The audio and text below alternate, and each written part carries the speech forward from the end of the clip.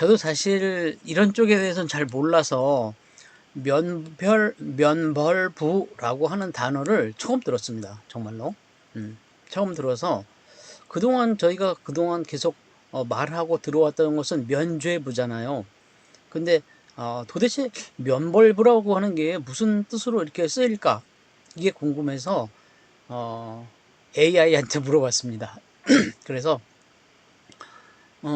많은 분들이 아마 면죄부에 익숙할 것이기 때문에 그러면 면벌부는 무엇인가? 이 차이를 함께 먼저 생각해 본 다음에 오늘 말씀을 좀 같이 나눴으면 좋겠습니다. AI의 답변입니다. 제가 물어본 것이 면죄부와 면벌부의 그 차이는 도대체 무엇이냐라고 물었습니다. 여기엔 답변입니다. 역사적으로 흔히 면죄부라고 불러왔던 용어는 최근 학계와 교육 현장에서 그 의미를 더 정확히 전달하기 위해 면벌부라는 용어로 고쳐 부르는 추세입니다. 두 용어의 차이를 핵심 위주로 정리해 드릴게요. 용어의 정확한 정의. 면벌부. 가톨릭 교회 교리에 따르면 죄를 지었을 때 고해 성사를 통해 죄 자체는 용서받지만 그 죄에 따른 일시적인 벌은 여전히 남습니다. 면벌부는 바로 이 벌을 면제해 준다는 의미입니다. 면죄부. 글자 그대로 죄 자체를 사해 준다는 의미로 쓰였습니다. 하지만 가톨릭 교리상 죄를 사하는 권한은 오직 신에게만 있으며 고해 성사를 통해서만 가능하기 때문에 죄를 면해준다는 표현은 교리적으로 오해의 소지가 큽니다. 그러면 왜 면벌부라고 부르나요? 중세 유럽에서 교회가 발행했던 이 증서의 원래 목적은 죄의 용서가 아니라 죄의 결과로 치러야 할 보석, 즉 선행이나 기도 등의 대가를 면제해 주는 것이었기 때문입니다. 즉 너의 죄는 이미 용서받았으나 남은 벌을 이 증서로 대신한다는 개념이므로 벌을 면한다는 뜻의 면벌부가 더 정확한 번역입니다. 결론적으로 당시 부패한 성직자들이 이 증서를 사면 죄가 사해진다고 과장해서 판매했기 때문에 일반인들에게는 면죄부로 알려졌으나 역사적, 신학적 사실에 근거한 정확한 명칭은 면벌부입니다. 오늘날 교과서에서도 이러한 맥락을 반영하여 면벌부로 기술하고 있습니다. 여기까지입니다. 지금 제가 읽어드리는 걸로 이해가 되실지 모르겠습니다. 흔히 이제 우리가 면죄부라고 말했던 것은 중세의 이것을 악용하는 사람들이 꼭 이것을 사면 죄가 면해지는 것으로 과장했기 때문에 생긴 거라는 겁니다. 애시당초 이게 만들어진 것은 죄에 대한 사함이 아니라 벌에 대한 사함의 뜻으로 정확히 그 용도로 만들어졌는데 이 정도 가지고는 좀 약발이 약하다라고 생각했는지 이걸 과장해서 이것을 사면 죄가 사해진다고까지 과장했기 때문에 이런 오해가 생겼다는 거죠. 그래서 죄를 사하는 것과 그 죄에 대한 보석의 그 의미인 뭐랄까 대신 선행을 해야 된다든지 대신 기도를 많이 해야 된다든지 아니면 고행을 해야 된다든지 이러한 것을 면해주는 면벌부는 성격이 기본적으로 다르다는 거죠. 그래서 죄에 대한 것을 사해주는 것은 신의 영역이라는 거고 그 신의 영역을 가톨릭에서는 고해성사를 통해서 성직자들이 이제 대신 해주고 있죠. 근데 그것은 죄에 대한 그 면함이고 그게 아니고 죄를 면할 때도 우리 영화 같은 데 보면 그 신부님이 무슨 죄를 알았습니다. 용서해 줍니다. 그 대신 당신은 무슨 기도를 하세요. 무슨 선행을 하세요. 뭐 언제까지 무엇을 하세요. 이렇게 이야기하는데 그 보석을 면해 주는 것 그것이 바로 면벌부다라는 의미였습니다. 그래서 저도 이번 기회에 그 개념을 명확하게 알게 되는 계기가 됐습니다. 여기까지 하고요. 오늘 말씀에 대해서 좀 말씀을 좀 나눠줬으면 좋겠는데 제가 조금 아쉽게 생각하는 것은 형제님이 마지막 부분에 말씀하신 부분, 읽어주신 부분, 그 부분이 아마 이 핵심 주제가 아니었나 싶거든요. 그래서 그 부분은 이따가 상황을 봐서 좀 자세히 말씀을 다시 들을 수 있는 기회가 됐으면 좋겠습니다. 부활이라고 하는 것이 정말 예수님 시신의 변화 상태를 이야기하는 그런 것이 아니다라는 그 말씀. 저는 그게 좀 뭐라 그럴까요? 좀 의미 깊게 느껴졌습니다. 그러면 오늘 말씀에 대해서 좀 말씀을 나눠주시면 좋겠습니다. 아시다시피 오늘 이야기가 나온 배경은 도마입니다. 도마가 예수님에 대해서 부활하신 것에 대해서 의심하면서 예수님께서 너 내 옆구리에 손을 한번 넣어봐라 라고 말씀하시고, 손가락을 넣어보지 않고도 믿는 사람이 정말 복 있는 사람이고 그것이 진정한 믿음이다 라고 말씀하시는 그런 부분이 오늘 성경 말씀의 배경입니다. 네.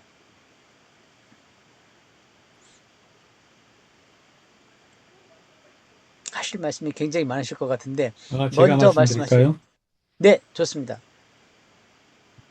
네, 아둘람 다마가 갈수록 간결하고 강력해지는 것 같습니다. 그리고 또 질문을 남겨주신 것 같아요.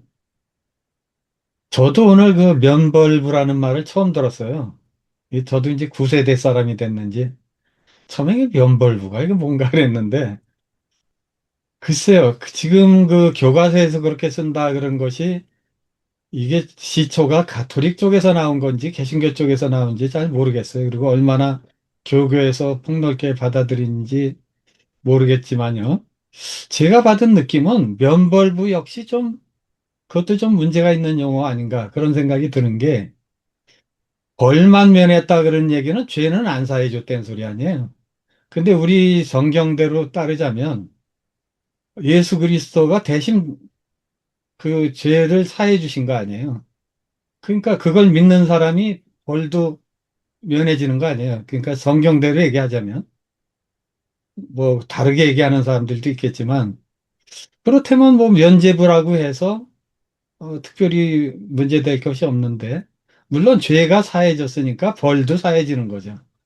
근데 만약에 예수 그리스도가 없었다면 죄도 안 사해진 상태에서 벌만 사해주는 거다. 그건 교회 마음이죠. 교회가 뭐 면죄부인지 면벌부인지 그걸 팔아가지고 자기들 멋대로 죄 벌을 감해줬다. 이렇게 한 것인데 뭐 어떤 경우든 잘못된 것이지만 면죄부라는 용어 자체가 굳이 그걸 만든 의도는 알겠어요. 뭐 사람이 죄를 사해 줄 수는 없으니까. 그러나 우리가 사람이 죄를 사해 줬기 때문에 면죄부 판 게 아니라 예수 그리스도를 통해서 죄가 사해졌기 때문에 그걸 믿는 사람들을 교회의 권한으로 뭐 중세교회는 팔았다 뭐 그렇게 그것도 뭐 말이 안 되는 논리지만 그런 것 같아요. 그리고 오늘 그 본문에 본 거로 믿느냐, 보지 않고 믿는 사람이 복이 있다. 저는 참 이 믿음을 얘기할 때마다 늘 부담이 있어요. 과연 안 보고 믿는 게 가능하냐? 안 보고 믿는 게 복이냐? 뭐 복인 거는 좋습니다. 근데 안 보고 믿는 게 그게 정상인가? 그리고 거꾸로 얘기하면 어떤 걸 본 거를 믿는 건 뭐 믿음도 필요 없죠. 봤으니까 이미 아니까. 그러니까 저는 구태 이 믿음이라는 용어 자체가 좀 허망하다는 거예요. 어떤 때 보면. 그럼 내가 무조건 믿기만 하면 사실이 아닌 것도 사실이 되냐? 진리가 아닌 게 진리가 되냐? 아니잖아요. 그러니까 이것이 진리냐 아니냐가 중요한 것이지. 내가 그걸 믿었냐 안 믿었냐가 과연 중요한 것인가? 아닌 것을 믿으면 뭐하고 맞는 걸 또 안 믿으면 또 그건 또 의미가 없잖아요. 그러니까 저는 뭐 우리 그 지구상의 4대 종교들 뭐 이런 종교들이 있는데 저마다 자기들이 천사를 만났다는 거예요. 어? 뭐 마호메도 그랬고 몰몬교도 그랬고 뭐 천사를 만나서 내가 천사에게 들었다. 근데 우리가 본 게 아니잖아요. 그러니까 너희들은 내가 봤으니까 믿어라 이 소리거든요, 지금. 그래서 과연 그럼 그 사람들 말을 무조건 믿으면 믿음이 좋은 것이냐? 조셉 스미스가 나는 천사를 만나서 받았다고 했으니까, 어, 그게 몰몬경이니까 믿어라. 그럼 내가 믿어야 되나? 그건 내가 못 봤지만, 보지 않고 믿는 게 과연 그게 복인가? 그게 진리인가? 이게 다른 얘기 아니에요. 그래서 참, 전 믿음이라는 말이 참 어려운 얘기다. 그리고 구태여 내가 보고 아는 것은 믿지 말라 그래도 믿죠. 내가 눈으로 봤는데. 그래서 이게 우리 교회에서는 믿음을 자꾸 강조하고 이 신약 성경에도 믿음을 많이 강조하는데 과연 믿는 것 자체가 진리가 아니잖아요. 무엇이 진리냐가 가장 중요한 것 같고 그런 면에서 우리 용어상으로 참 어려움이 있다. 구약에도 아브라함이 하나님을 믿음에 하나님이 그것을 의로 여기셨다 그랬는데 그 뜻은 알겠어요. 아브라함이 하나님, 아브라함이 안 믿을 수가 없죠. 저는 아브라함 부러워 죽겠어요. 아니, 하나님 음성 듣고 만나서 얘기했는데 뭘 믿고 말고 뭐 떠들 게 없죠. 뭐 눈으로 봤는데, 귀로 들었는데. 그러니까 그건 믿으니까 하나님이 의로 여기셨다. 당연하고 그 의로 여겼다는 거기서 의도 이제 하나님의 그 순종했다, 따라갔다, 하나님 신뢰했다. 신뢰의 언어에는 의로 여겼다는 것이 그 신뢰했다, 하나님을 신뢰했다는 뜻이거든요. 내가 눈으로 봤으면 당연히 신뢰를 하죠. 근데 이제 신약이 참 저는 신약 성경의 말씀이 어려운 게 보지 않고 믿는 자가 복이 있다. 이게 참 엄청난 말씀인데 저한테는 늘 숙제입니다. 다른 분들이 더 좋은 의견을 주시면 저도 좀 많이 배우고 싶습니다. 아, 길어서 죄송합니다. 네, 감사합니다. 그러면 권혁태 형제님 말씀 들어보겠습니다. 예, 에, 저는 생각하기에 이 기독교가 원래는 사는 것을 가르치는데 어떤 사람들이 그 죽는 것으로 장사를 해야 장사가 잘 되니까 변질되었다. 저는 그렇게 생각을 하는 사람입니다. 이게 그 기독교는 사실은 장의사가 아니거든요. 원래는 하나님 말씀대로 살면은 잘 살 수 있다. 자, 이런데 그 바로 사는 거 그거 하기 싫으니까 이게 죽음 쪽으로 끌고 가서 그 죽는 것을 가지고 계속 이슈를 만들고 장사를 만들었다. 그런 식으로 이제 신학이 발달되고 교리가 발달되어 갔다. 이제 그런 생각이 많이 듭니다. 저는 아무리 성경을 읽어봐도 성경이 말하는 이 기독교는 죽는 것 중심이 아니고 그보다는 사는 것 중심이고 죽어서 가는 천국 중심이 아니고 이 땅에 사는 것 중심으로 돼 있어요. 근데 어떻게 돼 가지고 이 신앙이다 기독교다 그럼 이게 죽어서 가는 천국 아니면은 이렇게 죽는 이런 죄 이쪽으로 치중이 됐는가? 이 좀 제가 좀 나이가 좀 더 있으면은 시간 여유가 좀 더 많이 남았다면 이거 좀 연구를 해가지고 기독교를 좀 확 좀 바꿨으면 좋겠는데 모르겠어요. 그게 될지 안 될지는요. 저는 그런 항상 그 도전을 생각하고 있습니다. 근데 오늘 이 그 본문 말씀도 참 저 문영 형제님이 본문을 아주 잘 선정을 해 주셨는데 보지 않고 믿는 자는 복이 있다. 사실 이 말씀이 성경 전체의 주제잖아요. 예수님이 말씀하신 예수님 사역의 제일 마지막의 결론이 이 부분이죠. 그 산상수훈에서는 마음이 가난한 자는 복이 있나니 천국이 저희 것이며 근데 예수님이 마지막에 결론을 내리기는 보지 않고 믿는 자는 복이 있나니 천국이 저희 것이며 우리가 실제로 살아보면요. 보지 않고 믿어야만 일이 되지요. 보고 믿으면 일이 안 되죠. 우리가 뭘 전달을 하거나 무슨 일을 해보세요. 실제로 내가 말한 거를 그 자리에 있는 사람이 보고만 믿고 보고만 일하면요. 이게 아날로그만 돼서 이게 안 됩니다. 그 이번에 우리가 코로나 때 이거 봤잖아요. 보지 않고 믿는 세계가 열렸어요. 이게 하나님 축복 아닙니까? 하나님이 그런 하나님이라더라고요. 보고 믿게 해가지고는 요거는 이게 예루살렘 안에 우물 안에 개구리를 못 벗어나니까 보지 않고 믿도록 했다고요. 그 예수님의 메시지도 제일 알맹이가 뭐냐면 보지 않고 믿어서 전파되도록 했잖아요. 복음이. 만져보라. 그 만져봐가지고 믿으면 얼마나 어렵겠어요. 그 전달이 안 돼. 그러니까 보지 않고 믿도록 하고, 그러니까 그걸 우리가 받아들여가지고 무슨 우리가 이제 공동체가 된다 그러면 보지 않고도 턱턱 믿어서 정확한 하나님의 말씀이 정확한 진리가 건너가야죠. 전달돼 가야죠. 복음만 전달되면 그 한계가 있잖아요.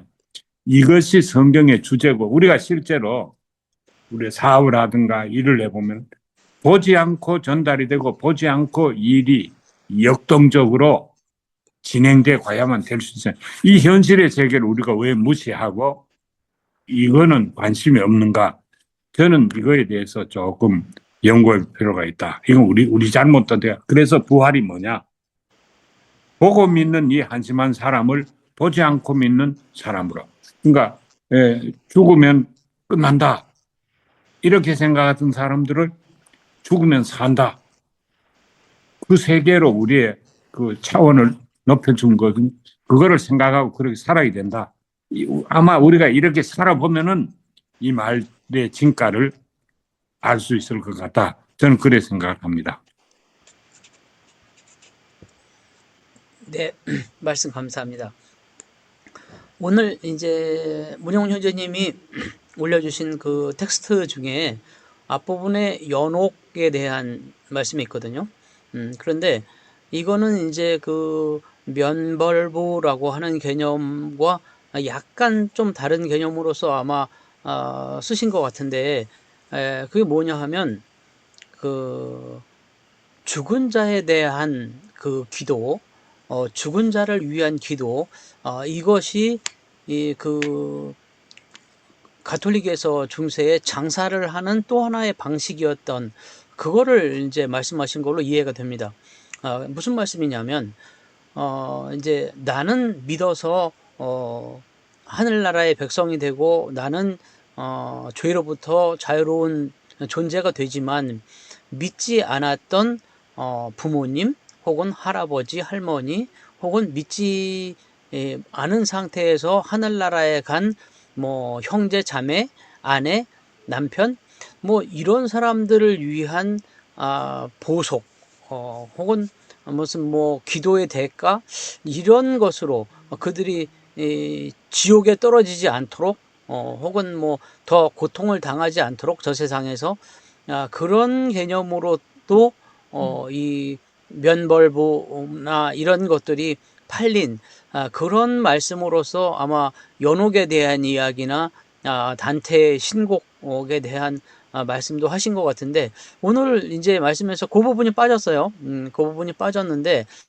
아마도 그 올려주신 텍스트에 있는 내용으로는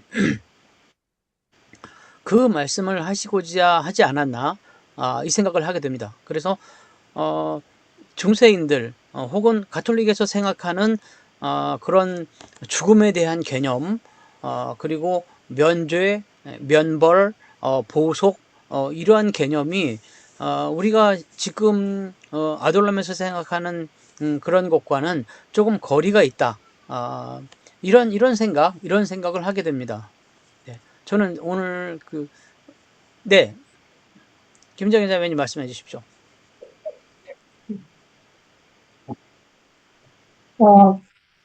지난주에 어느 모임에서 현식 지금 이렇게 세계적인 지금 문제가 많잖아요. 근데 어느 분이 저한테 그런 얘기를 해요. 트럼프가 대통령 취임식에 틀림없이 그 성병에 손을 얹고 선서를 하지 않았을까요? 그러는 거예요. 그렇죠.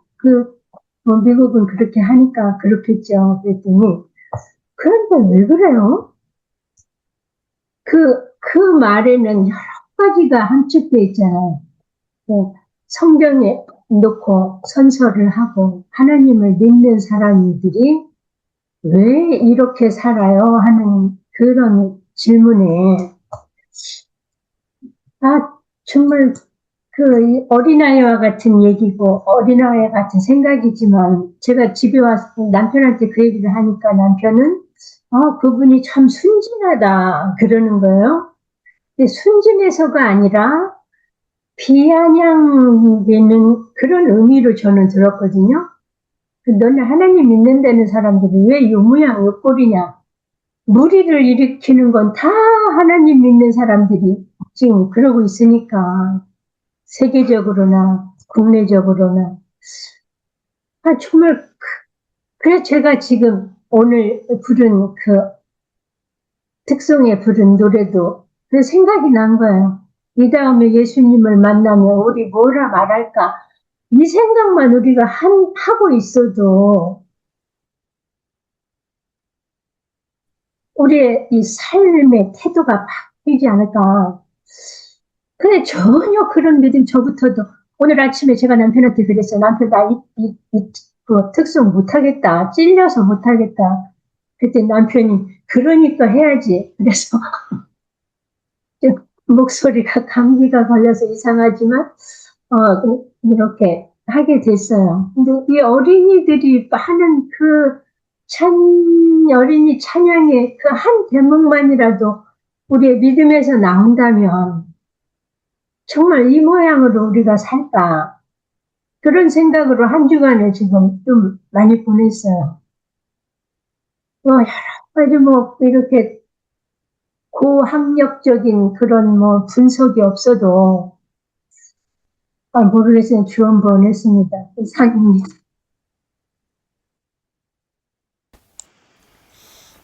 네, 감사합니다. 그러면 경제형제님 말씀 들어보겠습니다. 오늘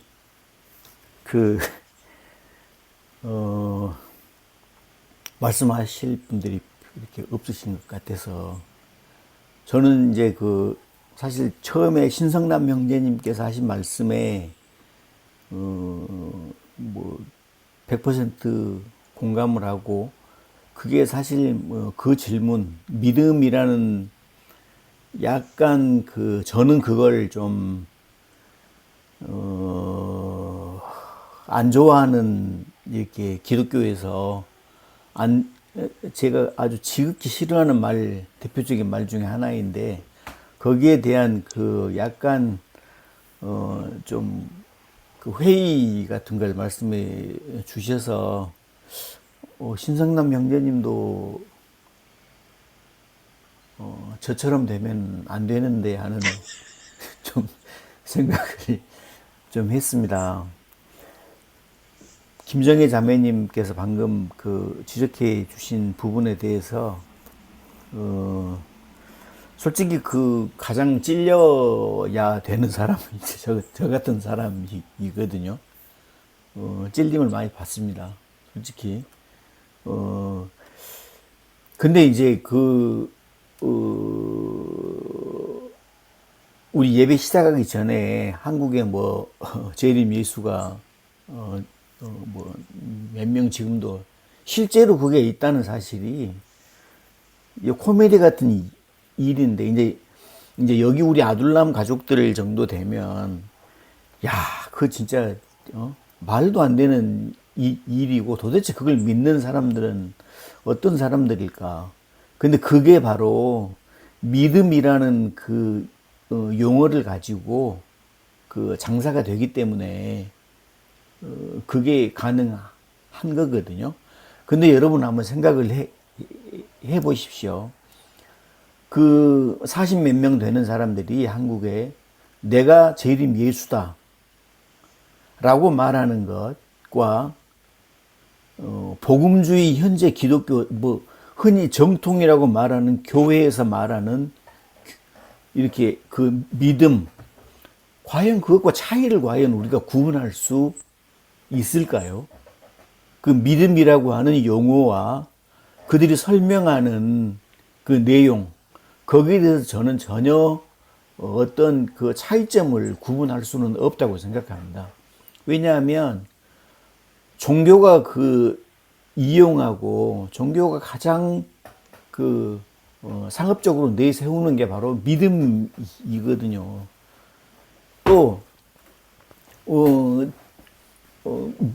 믿음이라고 말하고 우리가 성경에서 말하는 진리라고 말하는 것들, 그런 것들을 뭘로 우리가 이렇게 증명을 하죠? 증명 못 하잖아요. 그때 가장 요긴한 단어가 바로 믿음이잖아요. 믿음으로. 또 그래서 뭐 그냥 멍청하게 믿어버리면 된다. 뭐 이런 말까지 나오잖아요. 근데 이제 부활이라는 사실과 연관해서 생각을 해볼 때, 이제 문용문 형제님께서 다음화 말미에 그 부활에 관한 것을 어떻게 받아들여야 하는가, 이 부분을 우리가 같이 생각해 보자고 하셨는데, 사실 부활이라는 것을, 사건을 그 대하는 방식은 기독교 안에서 분명히 두 가지가 있지요. 첫째는 그걸 역사적인 팩트라고 일단 기본적으로 여기고 거기에 의미를 부여하는 것이 1차적인 많은 기독교인들이 하고 있는 것이고, 그걸 신학적으로 해석하려고 하는 사람들이 또 있지요. 그런데 저는 그 둘 다 지극히 종교적 한계를 벗어나지 못하는 접근 방법이라고 생각을 하거든요. 그래서 저는 부활이라는 것에 가장 접근할 수 있는 방법, 효과적인 접근, 이것은 바로 그 현실적 접근이라고 생각합니다. 그것이 과연 내가 살아가고 있는 이 시대에 뭐 트럼프 같은 미친놈들이 나와서 이 지랄을 하고 있는 이 상황에서 부활 백날 예수 부활하셨네 할렐루야, 그거 이야기하면 무슨 도움이 됩니까? 그럼 현실적으로 그것이 우리에게 어떤 의미를 주는가를 접근을 해봐야죠. 솔직히 저는 그 부활절 때 제가 만약 제가 설교 순서가 되고 설교를 맡으면 제가 단골로 하는 이야기가 있습니다. 저는 부활절 때 설교를 할 때마다 그 해밍웨이의 노인과 바다를 이렇게 끌어들여서 이제 그걸에 대한 저의 리플렉션을 소개하는 것으로 설교를 하거든요. 해밍웨이 여러분 다 읽어보셨겠지만, 그 쿠바의 그 샌디에고 노인이 40 며칠 동안 고기 한 마리를 못 잡잖아요. 유명한 낚시꾼이었는데. 근데 그 밑에서 그 노인에게 그 고기 잡는 법을 배우는 소년이 또 있단 말이에요. 자기 선생은 40 며칠이 지나도록 고기 한 마리 잡지 못하고 있는데도 그에게 이렇게 고기 잡는 법을 배우고 있어요. 그래, 그 소년의 이제 가족들은, 야, 그 정신나간 노인네한테 그러지 말고 이제 그만 배워라. 하지만 이 소년은 매일매일 나가서 또 맨날 배 타고 나가서 빈 손으로 돌아오는 이 노인에게 고기 잡는 법을 배운단 말이죠. 근데 여러분, 그 기억하십니까? 그 노인이 이제 그 며칠 동안 싸우면서 그 황다랑 큰 걸 이렇게 잡잖아요. 잡기 전날 그 한 가지 복선이 있어요. 그 소설에서는 노인이 꿈을 꾸어요. 꿈을 꾸고 바다로 나가서 그 큰 고기를 잡거든요. 사자 꿈을 꾼다고요. 사자 꿈. 그게 이제, 야, 이건 틀림없이 행운을 가져다 주는 꿈이구나 라고 나가서 이렇게 그 물고기를 잡고, 그러나 며칠 밤낮 사투 끝에 고기를 잡았지만 결국 이제 육지로 돌아왔을 때는 상어떼의 공격을 받아서 뼈만 남아가지고 이렇게 오잖아요. 그리고는 그 며칠 동안 고기와 싸우느라 잠을 한숨을 못 잤기 때문에 지쳐서 깊은 잠에 빠지죠. 그리고 동네 사람들이 와서 보고 저렇게 큰 고기 뼈는 나 처음 본다. 도대체 얼마나 큰 고기를 잡았을까? 이렇게 말하는데 노인과 바다의 마지막 장면은 여러분 잘 생각해 보세요. 어떻게 끝납니까? 노인이 잠을 자면서 또 꿈을 꿔요. 어떤 꿈을? 사자 꿈을 또 꾼다고요. 저는 거기에서 부활이라는 사건을 우리 삶에 어떻게 적용할 것인가를 거기에서 많이 찾거든요. 결국 중요한 것은 예수가 실제로 뭐 죽었다가 다시 살아났느냐, 빈 무덤이 있느냐, 뭐 이걸 따져가지고는 아무런 우리에게 도움을 주지 않아요. 또 뭐 이게 역사적 사실이고 이걸 믿어야 한다. 뭐 믿음이 다 해결해 준다. 저기 신성남 형제님 말씀처럼 믿음을 강조하는 사람들, 믿어라 강조하는 사람들, 이거 진짜야. 이거 사실이야. 내 말 진짜야. 어떤 사람들이 그걸 강조하죠? 사기꾼들이 강조하잖아요. 거짓말이기 때문에 자꾸 이거 진짜라고 믿으라고 이걸 말하잖아요.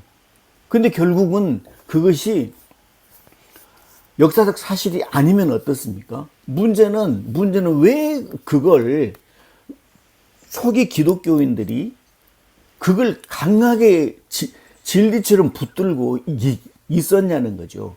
그들은 그때 하루하루가 죽은 사람처럼 살아야 했거든요. 그걸 이길 수 있는 방법이 어쩌면 그런 믿음이었던 거죠.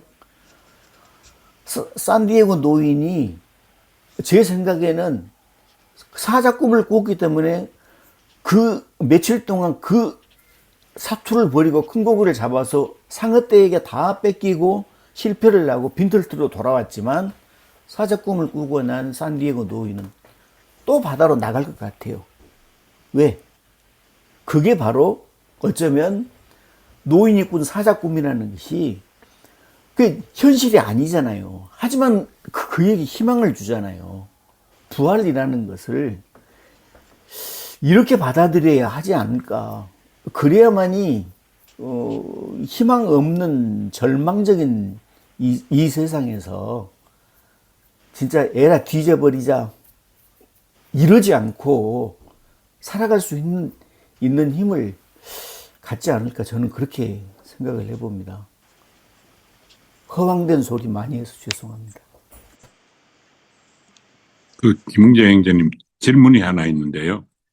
사자가 아니 상어가 고기를 뜯어 먹는 고기입니까? 상어가요? 제가 옛날에 읽은 게 대해서 저는 기억이 없어요. 항상 제가 의문을 가지고 있었어요.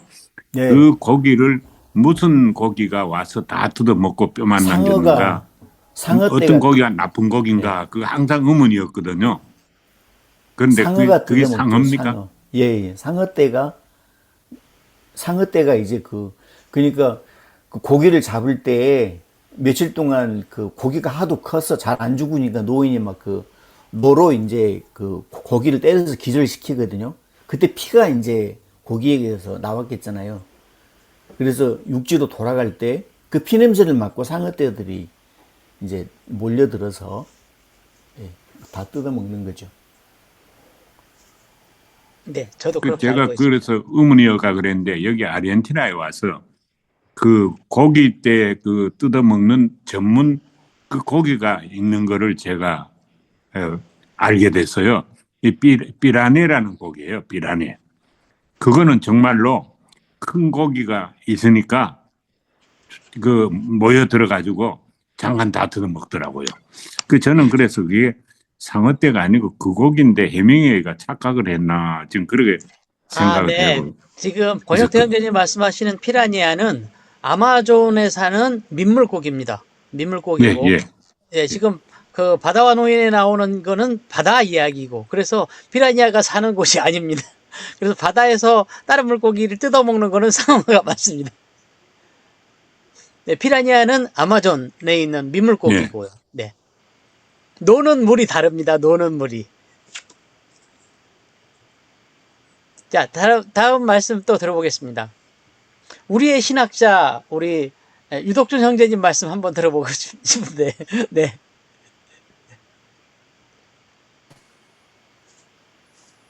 제가 신학자인가요? 아, 신학을 그렇죠. 하신 분이 우리는- 우리 중에 거의 없어서. 아유, 무슨. 거의 없는 건 아니고 별로 없어서. 우리는 모두 다 신학자죠. 왜냐면 본인들의 신학을 다들 갖고 계시니까. 예. 예. 저도 한동안 이제 뭐랄까요. 제가 이제 자라온 환경이 합동 측 장로교에서 자라서 어려서부터 이제 일반적인 가르침을 받고 자랐기 때문에 비판할 줄을 몰랐거든요. 근데 이제 늦깎이로 잠깐만요. 정신을 차렸는지, 네. 선생님, 그 볼륨을 약간만 줄여주십시오. 마이크에서 잡음이 자꾸 섞여 나와서 볼륨을 약간 줄이시는 게 오히려 좋을 것 같습니다. 아, 그래요? 네네네. 잠깐만요. 이거,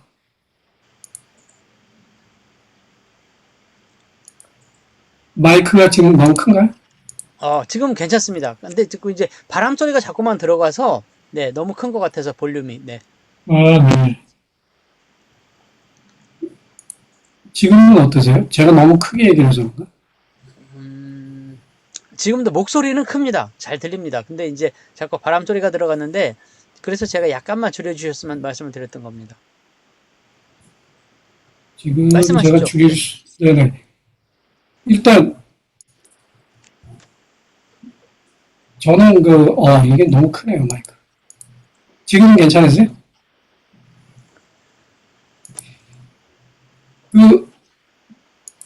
저는 너무 어려워서 오늘 말씀이 좀 사실은, 근데 한 가지 제가 가지고 있는 성경을 대하는, 아니면 이런 사건들을 대하는 자세는 여전히, 저는 어떻게 보면 논리적으로 뭘 해석하기보다는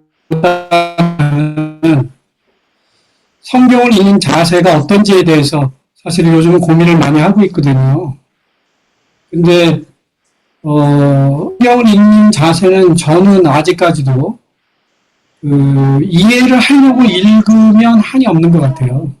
그러니까 일단 제가 가지고 있는 논리 구조나 아니면 논리를 추론하는 저의 능력이 그렇게 이렇게 정리되어 있지 않기 때문에 그런 것도 있고, 그래서 우선은 성경을 읽을 때는 이해하기보다는 믿는 과정의 하나로 생각을 하고 성경을 읽는다고 생각을 합니다. 그래서 그것이 어떤 결과를 가져오냐면, 결국은 믿는 과정을 통해서 결국은 아무것도 일어나지 않으면, 그거는 사실은 안 읽음만 못한 결과인 것 같아서,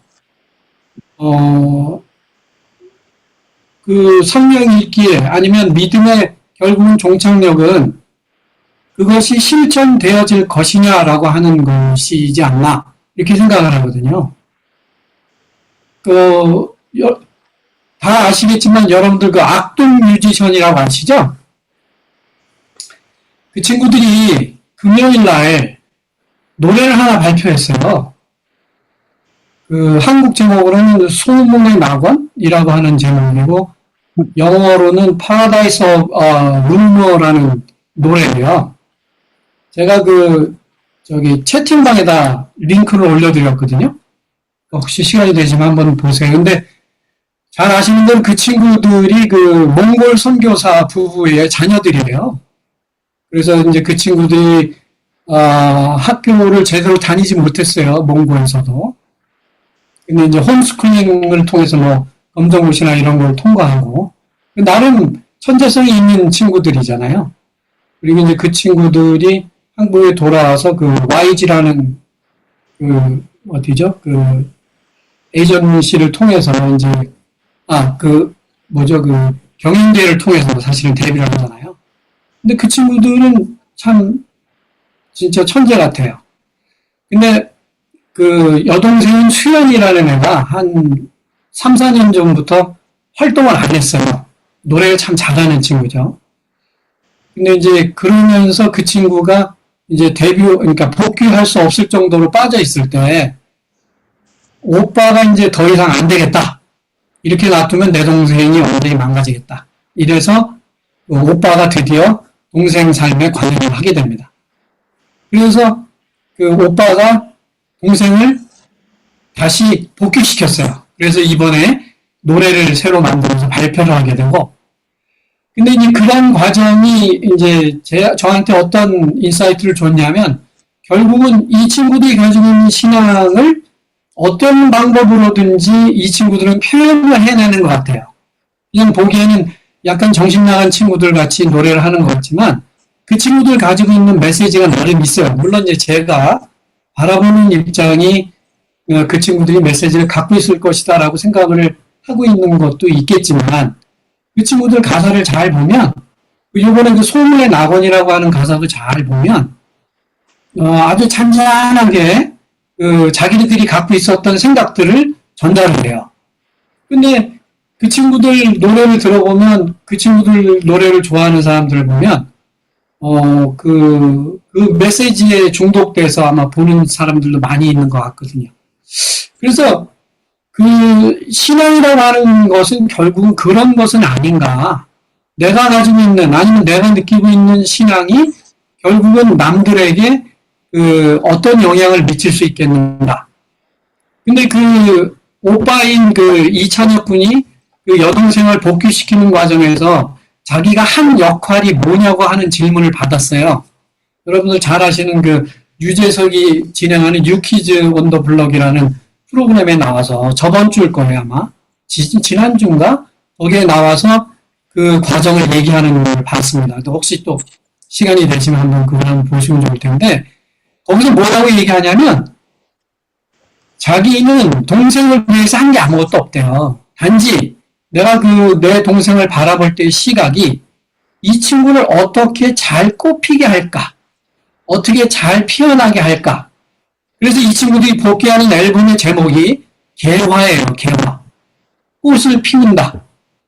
그러니까 이제 그 친구들이 이번에 4집을 내는데, 그 친구들이 전에 3집의 마지막에 아마도 그 어떤 마침표 같은 그런 제목의 그 앨범을 냈거든요.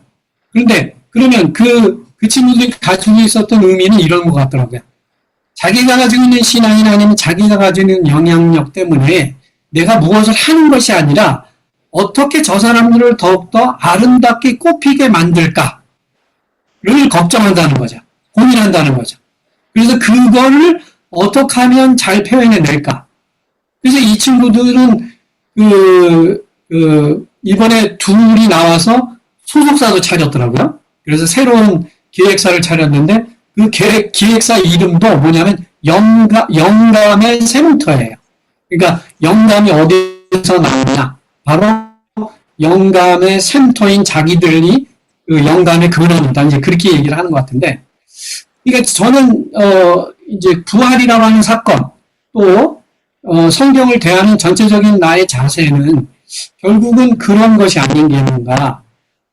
이것을 통해서 우리가 무엇을 가져야 되냐는 거죠. 유럽의 교회나 서양의 교회들이 쇠퇴한다고 생각을 하지만 저는 그렇지 않다고 생각을 하거든요. 그 사람들이 가지고 있는 영향력들이 남들을, 아니면 많은 사람들을 어떻게 골고루 혜택이 갈 수 있도록 만들어낼 것이냐. 그래서 사회가 전체적으로 그런 기반에 의해서 굴러갈 수 있도록 만들어 놓을 수 있겠느냐라고 하는 것의 고민의 결과라는 생각이 들거든요.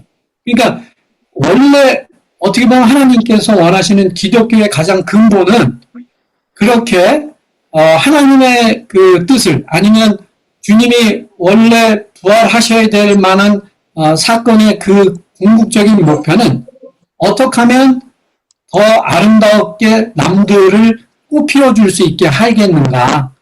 그래서 우리는 그런 쪽에서 영향력을 발휘할 수 있겠는가?